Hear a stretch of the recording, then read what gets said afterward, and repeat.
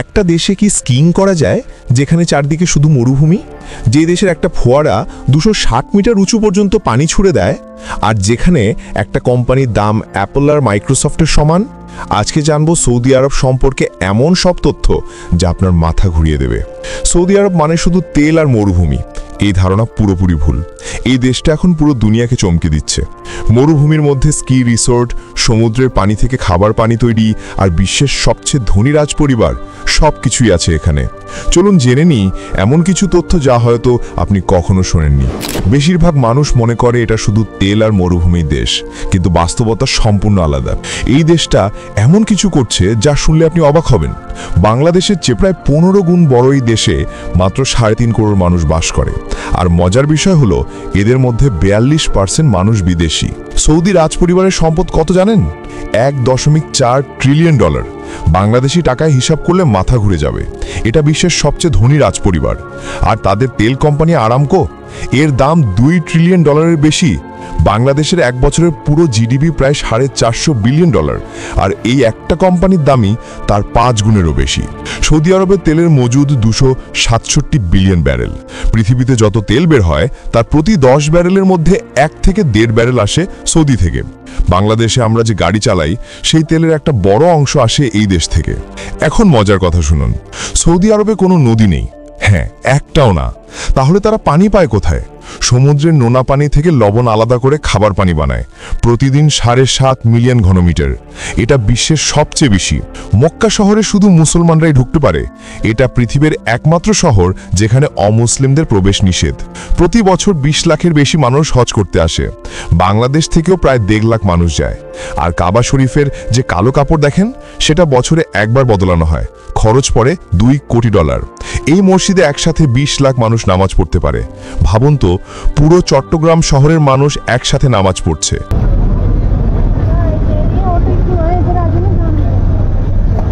মসজিদের আশেপাশের হোটেলের এক রাতের ভাড়া $2000 পর্যন্ত, বাংলাদেশি টাকায় প্রায় 2 লাখ টাকা শুধু এক রাতের জন্য। জেদ্দা শহরে আছে কিং ফাহাদ ফাউন্টেন। এটা বিশ্বের সবচেয়ে উঁচু ফোয়ারা, পানি উঠে 260 মিটার পর্যন্ত। ঢাকার বসুন্ধরা সিটির উচ্চতা প্রায় 150 মিটার, এই ফোয়ারা তার দ্বিগুণ উঁচু। এখন সবচেয়ে অবাক করা তথ্য, সৌদি আরব মরুভূমির মধ্যে স্কি রিসোর্ট বানাচ্ছে। হ্যাঁ, যেখানে তাপমাত্রা 55 ডিগ্রি পর্যন্ত উঠে যায় সেখানে কৃত্রিম বরফ দিয়ে স্কিইং করার ব্যবস্থা।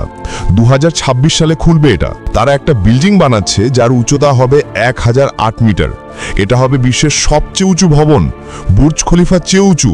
ঢাকার সব বিল্ডিং একসাথে করলেও এর কাছে কিছু না। সৌদি আরবের 70% মানুষের বয়স 35 বছরের নিচে। বাংলাদেশেও তরুণ জনসংখ্যা বেশি, কিন্তু তাদের 65 বছরের বেশি বয়সের মানুষ মাত্র 3%। মানে পুরো দেশটাই যেন তরুণদের। সৌদি আরব খেজুর উৎপাদনে বিশ্বের দ্বিতীয়।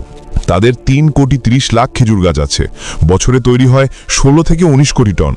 বাংলাদেশে রমজানে যে খেজুর খাই অনেকগুলোই আসে সেখান থেকে। সৌদি আরবে প্রায় 16 লাখ উট আছে।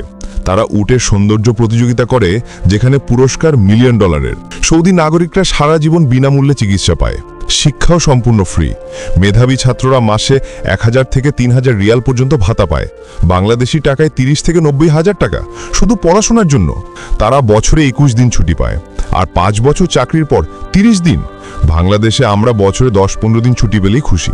সবচেয়ে বড় কথা হলো সৌদি আরব এখন শুধু তেলের উপর নির্ভর করছে না, তারা সৌরশক্তি, বায়ু শক্তিতে $100 বিলিয়ন বেশি বিনিয়োগ করেছে। 2030 সালের মধ্যে 10 কোটি পর্যটক আনার লক্ষ্য নিয়েছে।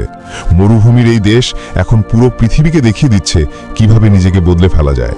তো দেখলেন তো, সৌদি আরব মানে শুধু তেল না, এটা একটা দেশ যেখানে মরুভূমিতে স্কিইং হবে, সমুদ্রের পানি খাওয়া হয়, আর বিশ্বের সবচেয়ে উঁচু বিল্ডিং তৈরি হচ্ছে। তারা প্রমাণ করছে টাকা স্বপ্ন থাকলে যে কোনো কিছু সম্ভব। বাংলাদেশের সাথে তুলনা করলে বোঝা যায় দুটো দেশ কত আলাদা, কিন্তু দুটোরই নিজস্ব সৌন্দর্য আছে। আশা করি আজকের ভিডিওটা আপনার ভালো লেগেছে। সৌদি আরব সম্পর্কে এমন অনেক তথ্যই হয়তো আপনি জানতেন না। এখন আপনাকে একটা প্রশ্ন করি, আপনি কি কখনো সৌদি আরবে গেছেন? গেলে কেমন লেগেছে? আর যদি না যান তাহলে সেখানে গেলে আপনি কোন জায়গায় সবার আগে যেতে চান? মক্কা, জেদ্দার ফোয়ারা, নাকি মরুভূমির স্কি রিসোর্ট? কমেন্টে জানান। ভালো লাগলে অবশ্যই চ্যানেলটা সাবস্ক্রাইব করে পাশে থাকবেন।